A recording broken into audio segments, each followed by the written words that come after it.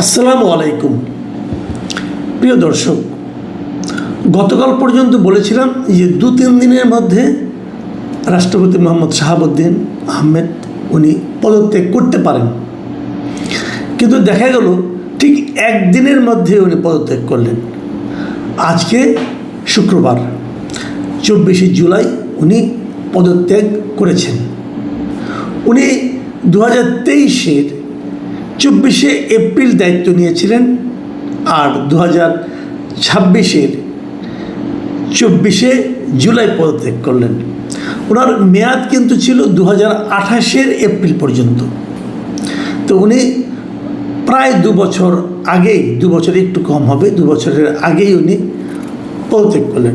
এবং কালকে আমরা যা ভেবেছিলাম যে উনি স্বাস্থ্যগত কারণ দেখিয়ে পদত্যাগ করবেন, কারণ রাষ্ট্রপতির পদ থেকে পদত্যাগ করার যে পদ্ধতিগুলি আছে তার মধ্যে যদি দ্রুত পদত্যাগ করতে হয় তাহলে এই যে নিজে থেকে পদত্যাগ করা স্বাস্থ্যগত কারণ দেখিয়ে অথবা অন্য কোনো কারণ দেখিয়ে, সেটাই হলো সবচেয়ে সহজ এবং দ্রুত গতিতে হয়ে থাকে।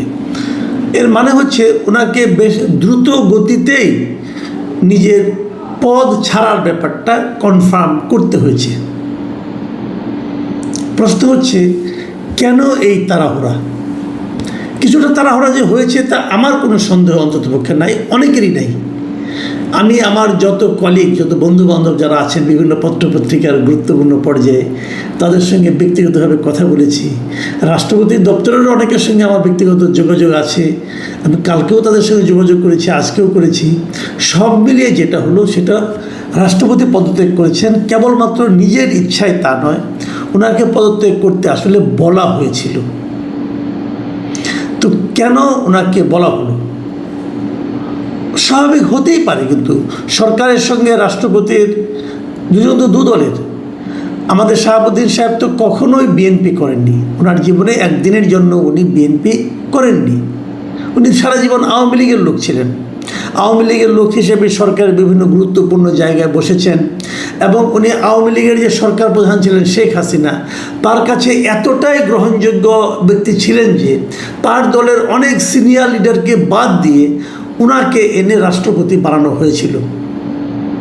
তো শেখ হাসিনার এরকম একজন ঘনিষ্ঠ লোককে বিএনপি রাষ্ট্রপতি হিসেবে মাথার উপরে রাখতে চাইবে না, এটা তো খুব অস্বাভাবিক কোনো বিষয় না। অন্ততপক্ষে বাংলাদেশে যে পলিটিক্যাল কালচার আছে সেই কালচারে এটাই স্বাভাবিক ছিল, এবং সেই ঘটনাটা ঘটবে, আজ হোক কাল হোক ঘটবে। কিন্তু আমার প্রশ্ন হলো যে এই ঘটার ক্ষেত্রে কোনো তাড়াহুড়া হলো কিনা। আমরা যখন জানতে পারলাম বিষয়টা যে উনি চলে যাচ্ছেন, তারপরে 2 থেকে 3 দিনের মধ্যে উনি চলে গেলেন। মানে 2 থেকে 3 দিনের মধ্যে কানা ঘুষা কিন্তু বুধবার থেকে আমরা পাচ্ছিলাম। বুধবার থেকে মোটামুটি আমরা সবাই জানতাম যে উনি চলে যাচ্ছেন। তো মাত্র 2 থেকে 3 দিনের মধ্যে ওনাকে চলে যেতে হলো কেন? দেখেন, তাড়াহুড়ার বিষয়টা আরও বলি। উনি আজকে স্পিকারের কাছে ওনার পদত্যাগপত্র জমা দিয়েছেন। জমা দেওয়ার পর স্পিকার একটা প্রেস কনফারেন্স করেছেন। স্পিকার খুবই ভদ্র ভাষায় ওনার কথা বলেছেন যে ওনাকে উনি স্বাস্থ্যগত কারণ দেখে উনি চলে যাচ্ছেন, এবং সাংবিধানিক নিয়ম অনুযায়ী স্পিকার এখন ভারপ্রাপ্ত রাষ্ট্রপতি দায়িত্ব নিয়েছেন, এবং এই জন্য ওনাকে আলাদা করে কোনো শপথ নিতে হয় না। কারণ উনি যখন স্পিকারের দায়িত্বটা নেন, সবসময় এটা নিয়ম, যখন কেউ স্পিকারের দায়িত্ব নেয় তখন স্পিকার যে যে পদগুলোর জন্য ভারপ্রাপ্ত দায়িত্ব নিতে পারে সেগুলোর শপথ একসঙ্গে হয়ে যায়। কাজেই উনি তড়িঘড়ি করে ভারপ্রাপ্ত হিসেবে, রাষ্ট্রপতি হিসেবে দায়িত্বটা নিয়েছেন অলরেডি। প্রশ্ন হলো, স্পিকার কিন্তু কালকে পর্যন্ত দেশে ছিলেন না। স্পিকার গিয়েছিলেন থাইল্যান্ডের ব্যাংককে ওনার কিছু ব্যক্তিগত চিকিৎসা এবং স্বাস্থ্য পরীক্ষার জন্য। 19 তারিখে ঢাকা থেকে গিয়েছিলেন, এবং ওনার ফেরার কথা ছিল 26শে জুলাই। শিডিউল কিন্তু এটা যে 19শে জুলাই যাবেন, ব্যক্তিগত কাজ সারবেন, চিকিৎসা স্বাস্থ্য পরীক্ষা করাবেন, তারপর 26শে জুলাই চলে আসবেন। তো উনি কিন্তু ওনার শিডিউলেরও 2 দিন আগেই চলে আসছেন। কেন আসছেন? এই দায়িত্বটা নেওয়ার জন্য। তো এখন 2 দিন কেন অপেক্ষা করতে পারলো না সরকার? 2 দিন অপেক্ষা তো করতেই পারতো, তা সব কিছু স্বাভাবিক হতো, এই ধরনের প্রশ্ন উঠতো না। হয়তো সরকার বলবে না আমরা তাকে আনিনি, উনি নিজেই 2 দিন আগে চলে এসেছেন, এটা হতে পারে, কিন্তু আমি অস্বীকার করছি না।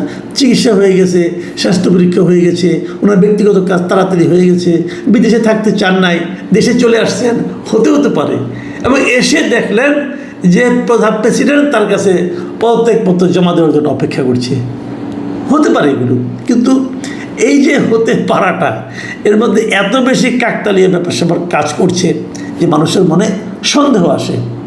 অথচ আমরা গতকালকেও কিন্তু দেখলাম স্বরাষ্ট্রমন্ত্রী বললেন যে পদত্যাগের জন্য প্রেসিডেন্টের উপর তার সরকারের পক্ষ থেকে কোনো চাপ দেওয়া হয়নি। ওনাকে জিজ্ঞাসা করা হয়েছিল, উনি বলছেন না, কোনো চাপ দেওয়া হয়নি।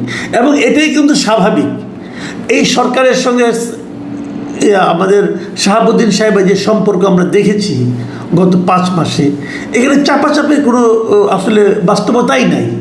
কারণ সরকারের সকল চাহিদা নির্দ্বিধায় শাহাবুদ্দিন সাহেব পালন করে গেছেন। সরকার যা যা বলেছেন, যেভাবে বলেছেন, সেভাবে সব কিছু উনি পালন করেছেন। কাজে এখানে চাপের কোনো প্রয়োজনীয়তা আছে বলে আমি মনে করি না। প্রেশার দিতে হবে কেন, তাড়াহুড়া করতে হবে কেন? কিন্তু বাস্তবে তো তাড়াহুড়া হলো তো। কারণ স্পিকারকে 2 দিন আগে নিয়ে আসা, এর মধ্যে ওনাকে ওটা জমা দেওয়া, এটা তো হলো। আচ্ছা, আমরা বরং একটা কাজ করি, আমরা বরং একটু দেখি যে পদত্যাগপত্রটি কী লিখেছেন। সেটা নিয়েও কিন্তু নানা ধরনের বিতর্ক এরই মধ্যে হচ্ছে। শাহাবুদ্দিন সাহেব পদত্যাগপত্র যেটা দিয়েছেন, উনি কারণ হিসেবে উল্লেখ করেছেন যে উনি কী বলেছেন সেটা আমি আপনাদের একটু পড়ে শোনাই। হুবহু কালকেও আমি বলেছিলাম এটাই বলবেন, উনি ওটাই বলেছেন যে আমি গুরুতর অসুস্থ, হৃদরোগ, উচ্চ রক্তচাপ, ডায়াবেটিস ও কিডনি জটিলতায় ভুগছি। খুব সবগুলি রোগী জটিল। আমার বাইপাস সার্জারি হয়েছে হৃদযন্ত্রে।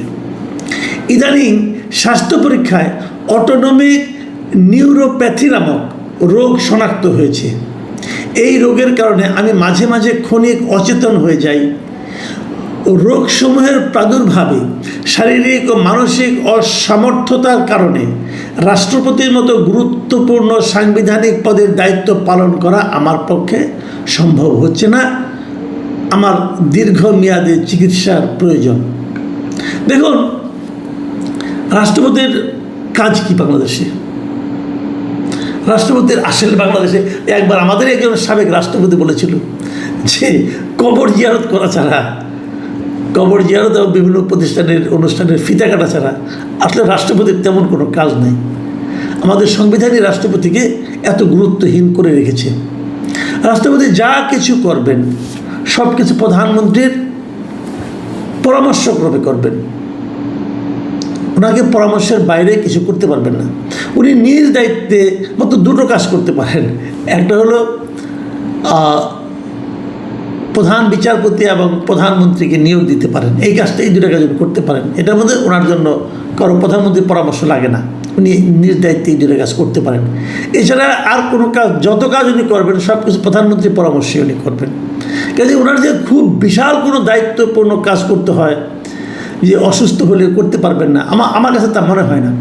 বরঞ্চ ওনার দীর্ঘমেয়াদী চিকিৎসার প্রয়োজন এবং রোগগুলো যদি জটিল হয়, উনি যদি রাষ্ট্রপতি থাকেন তাহলেই বরং ওনার চিকিৎসাটা খুব ভালো হবে।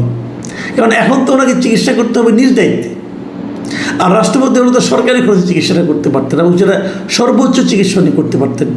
কাজে উনি তো বলতে পারতেন আমার এই রোগগুলো আছে, আমি চিকিৎসাগুলো শেষ করে নেই, তারপরে আমি পদত্যাগ করবো।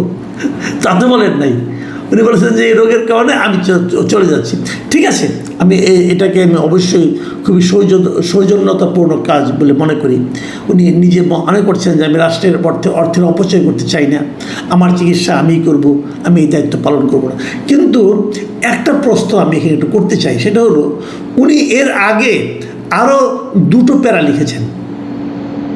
সেই প্যারাগুলিতে উনি কী বলেছেন?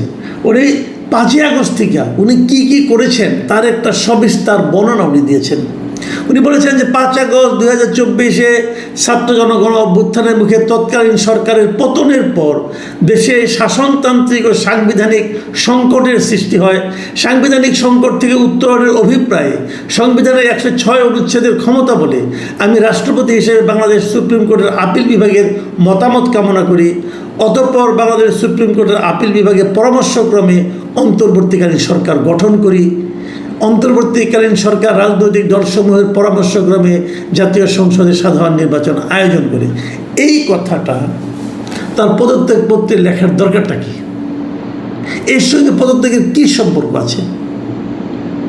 দেখুন, জামাতে ইসলামের একজন মানে গুরুত্বপূর্ণ নেতা এবং খুব বাংলাদেশের স্বনামধন্য একজন আইনজীবী মিস্টার শিশির মনির, তিনিও কিন্তু এই প্রশ্নটাই করেছেন যে এই কথাটা এখানে অপ্রাসঙ্গিক কিনা। আবার উনি আরেকটা কথা লিখেছেন, এরপরে যে প্যাটার্ন লিখেছেন সেটা হলো নির্বাচনের ফলাফলের ভিত্তিতে বর্তমান সরকার গঠিত হয়ে সরকার পরিচালনা করছে। বর্তমানে সরকারি দল ও বিরোধী দল গণতান্ত্রিক চর্চার মধ্য দিয়ে জাতীয় সংসদে নিজ নিজ দায়িত্ব পালন করছে। আমার সুদৃঢ় ও ইতিবাচক ভূমিকার কারণে দেশে কোনো সাংবিধানিক বিপর্যয় ঘটেনি। দেশে কতটুকু সাংবিধানিক বিপর্যয় ঘটেছে কিংবা ঘটেনি এটা নিয়ে আমরা দীর্ঘ আলোচনা করতে পারি, কিন্তু উনি দাবি করেছেন যে কোনো সাংবিধানিক বিপর্যয় যে ঘটেনি এর জন্য ওনার একটা ভূমিকা আছে। তো ওনার কি ভূমিকা ছিল এই সময়? উনি তো রাষ্ট্রপতি হয়েছেন 2023 সালে। 23 সাল থেকে 2024 অগাস্ট পর্যন্ত ওনার কি ভূমিকা এটা নিয়ে উনি একটা কথাও বলেন নাই। উনি বলেছেন 2024 থেকে শেষ দিন পর্যন্ত উনি কত ইতিবাচক ভূমিকা রেখেছেন সেটা উনি স্মরণ করিয়ে দিয়েছেন। কেন? এই জায়গাটায় কিন্তু একটা বেসিক পয়েন্ট আছে। আপনারা চিন্তা করেন, বুঝেন। হয়তো অনেকে বলবেন যে উনি এই সরকারের কাছ থেকে চলে যাওয়ার পরও এক ধরনের সহানুভূতি, এক ধরনের আনুকূল্য আশা করেন। সেই জন্য উনি সরকারকে বলেছেন যে আপনার জন্য তো আমি ত্যাগ কম স্বীকার করি নাই, আপনার কথা মতো শেষ ত্যাগটাও করলাম, সেটা কি পদত্যাগ করলাম, অতএব আমাকে আপনি ভুলে যেন না। এটা হতে পারে, কিন্তু আমি বলছি না। কিন্তু আমার রাষ্ট্রপতির জন্য মায়া লাগে এই কারণে এই ভদ্রলোক পারতেন আরও আগেই, মানে বিএনপি সরকার দায়িত্ব নেওয়ার পরে উনি দায়িত্ব ছেড়ে দিতে পারতেন। আগে হয়তো ছাড়েননি, অন্তর্বর্তীকালীন সরকারের সময় ছাড়লে পরে উনি হয়তো মবের কবলে পড়তে পারতেন। এই সরকার দায়িত্ব নেওয়ার পরে উনি বলতে পারতেন যে এনাফ ইজ এনাফ, হয়েছে, আপনারা এখন একটা গণতান্ত্রিক গভর্নমেন্ট এসেছে, আমি চলে যাই, আমি থাকাটা স্বাচ্ছন্দ্য বোধ করছি না। কারণ ওনার তো একটা রাজনৈতিক আদর্শ আছে, সেই রাজনৈতিক আদর্শের সঙ্গে তো বিএনপির কোনো মিল নেই ভাই, এটা তো রিয়েলিটি। তো উনি চলে যেতে পারতেন, কিন্তু উনি যাননি। উনি শেষ পর্যন্ত থাকার চেষ্টা করেছেন। যখন ছেড়েছেন আর থাকতে পারেননি বলেই ছেড়েছেন। আচ্ছা, কেন পারেননি আমরা একটু ভাবি। দেখুন, আমি বেশি দূর যাব না, আমি খালি কয়েকটা ঘটনা বলবো। আপনারা জানেন বাংলাদেশে যুক্তরাষ্ট্রের বিশেষ দূত সার্জিও গোর আসতেছেন এই মাসে, আর 3-4 দিন পরেই, মানে 28 তারিখে ওনার আসার কথা। এই লোকের কাজটা কি আসলে? এই যে ডোনাল্ড লু ছিলেন একজন, আমরা শুনেছিলাম হাসিনার আমলে আসতেন মাঝে মাঝে, অনেক কিছু তছনছ করে দিয়ে গেছেন। এই ডোনাল্ড লু যে কাজটা করতেন ঠিক সেই কাজটাই কিন্তু এই সার্জিও গোর করেন। সার্জিও গোর কিন্তু আসলে যুক্তরাষ্ট্রের ভারতে নিযুক্ত রাষ্ট্রদূত, কিন্তু একই সঙ্গে তিনি মানে দক্ষিণ ও মধ্য এশিয়া বিষয়ক উনি যুক্তরাষ্ট্রের বিশেষ দূত, মানে যে কাজটা ডোনাল্ড লু করতেন উনি একই সঙ্গে দুটো পোস্ট হোল্ড করেন, মানে যুক্তরাষ্ট্রের দক্ষিণ ও মধ্য এশিয়া বিষয়ক বিশেষ দূত। তার মানে এই রিজিয়নে উনি যুক্তরাষ্ট্রের স্বার্থটাকে সমুন্নত রাখার চেষ্টা করেন, বার্গেইন করেন। উনি কিন্তু গত কয়েকদিন আগে উনি ফিলিপিন্সে গিয়েছিলেন, ওখানে যে উনি ওই বিভিন্ন রকম কাজকর্ম করেছেন। তো উনি আসছেন, তো ওনার আসার সঙ্গে কি শাহাবুদ্দিন সাহেবের দ্রুত চলে যাওয়ার কোনো সম্পর্ক আছে? থাকতে পারে। আবার অন্যভাবে যদি আমি বলি যে ভারতের যে হাই কমিশনার বাংলাদেশে এসেছেন মিস্টার দীনেশ ত্রিবেদী, উনি কিন্তু মানে হাই কমিশনার কিন্তু একটা অত বড় মানে আপনার না পোস্ট না, এটা মোটামুটি ধরেন জয়েন্ট সেক্রেটারি লেভেলের পোস্ট। এই পোস্টে এসেছেন উনি কিন্তু ভারতের মন্ত্রী পর্যায়ের একজন লোক, মিনিস্টার, কিন্তু অনেক একদম এরকম একটা সিনিয়র লোককে, পলিটিশিয়ানকে বাংলাদেশের রাষ্ট্রদূত করে মানে হাই কমিশনার করে ভারত পাঠিয়েছে। উনি এলেন, আমরা শেখ হাসিনার ঘোষণার কথা শুনলাম আন্তর্জাতিক সংবাদ মাধ্যমে, ইন্টারভিউর মাধ্যমে। আবার সার্জিও গোর আসছেন। এই সবগুলির মধ্যে একটা তাড়াহুড়া, কিন্তু হয়তো এখানে কিছুই নাই। আপনি বলবেন আপনি কেন আমি এত কিছু বানাচ্ছি না, আমি বানাচ্ছি না, ফেনাচ্ছি না। আমাকে সিনিয়র সাংবাদিক, আমাদের খুবই ক্লোজ, উনি আমাকে আজকে একাধিকবার ফোন করেছেন।